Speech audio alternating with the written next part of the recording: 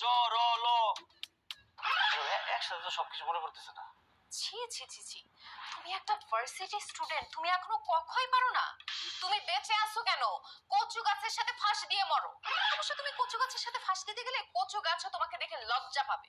Madam, সেই ছোটবেলায় ক খ গ পড়ছি, বড় হয়ে তো আর পড়ি নাই, এই জন্য মনে পড়তেছে না। শুধু আমি না, এরকম অনেকেই অনার্স মাস্টার্স কমপ্লিট করে ফেলছে, বড় বড় চাকরি করতেছে। আপনি ধরে দেখবেন ক খ গ সব সিরিয়ালি বলতে পারবে না। চুপ করো।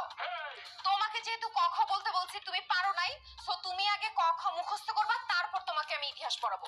আর তোমাকে পড়ানোর জন্য এই যে আদর্শ লিপি নিয়ে আসছি আমি। নাও, তুমি এখন ক খ পড়বে, তারপরে তোমার ইতিহাস পড়ানো শুরু করবো। নাও ধরো।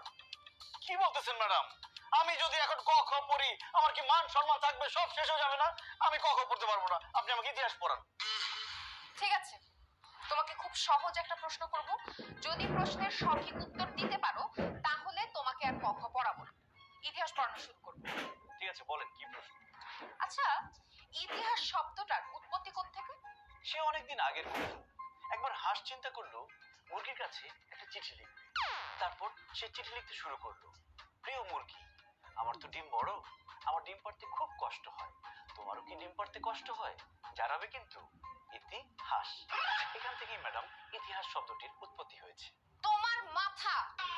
এসব উদ্ভট কথা তোমাকে কে বলছে? হে আল্লাহ, হাঁস মুরগিকে চিঠি লিখতে গিয়ে নাকি ইতিহাস শব্দের উৎপত্তি হয়।